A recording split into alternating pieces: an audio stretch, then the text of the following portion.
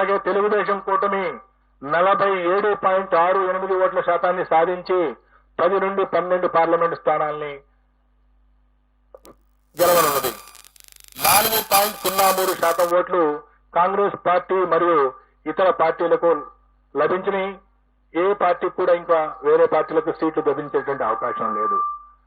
Kadapa parliament నుండి పోటీ చేసినటువంటి శ్రీమతి షర్మిల గారు అక్కడ గణనీయమైనటువంటి ఓట్లు పొందుతున్నప్పటికీ అక్కడ గెలిచే పరిస్థితి లేదు. వారికి అక్కడ డిపాజిట్ కూడా దక్కేటువంటి పరిస్థితి లేదు. ఆవిడ సుమారు 12% ఓట్లకి పరిమితం కాబోతా ఉన్నది. ఈ విధంగా కాంగ్రెస్ పార్టీ సుమారుగా 3% ఓట్లు పార్లమెంటు స్థానాల్లో చీల్చిన కారణంగా వైఎస్ఆర్ కాంగ్రెస్ పార్టీ గెలవలసినటువంటి మరో 3 స్థానాల్ని కోల్పోబోతా ఉంది. అయినప్పటికీ ఎన్డీఏ కూటమి కంటే కూడా 2-3 పార్లమెంటు స్థానాలను అధికంగా సాధించబోతా ఉంది. సుమారుగా 13 నుండి 15 స్థానాలు వైఎస్ఆర్సీపీ, 10 నుండి 12 స్థానాలు టీడీపీ కూటమి సాధించబోతా ఉంది. సో ఈ విధంగా ఆంధ్రప్రదేశ్, తెలంగాణలో జరిగినటువంటి హోరాహోరీగా జరిగినటువంటి ఎన్నికల యొక్క ఫలితాలు జూన్ 4వ తేదీన ఉండబోతా ఉన్నాయి.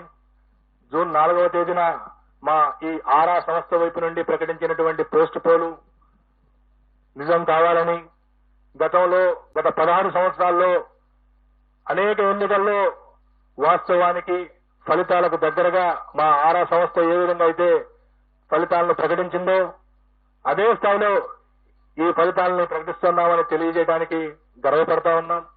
అనేక రకాల ఒత్తిళ్లు, అనేక రకాల విమర్శలు అన్ని మా ప్రొఫెషన్ లో భాగంగా ఎప్పుడు వస్తూనే ఉంటాయి.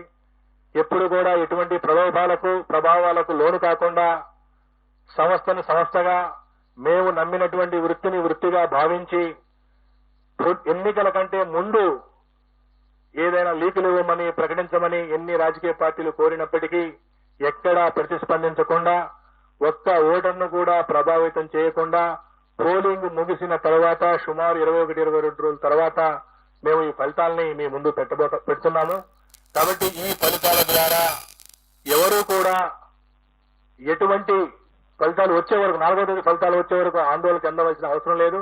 మరీ ముఖ్యంగా బెట్టింగులు లాంటి ప్రమాదకరమైనటువంటి వాటి జోలికి పోవద్దని చెప్పి మీడియా ద్వారా రాష్ట్ర ప్రజలందరికీ విజ్ఞప్తి చేస్తూ ముగిస్తున్నాను. ధన్యవాదాలు.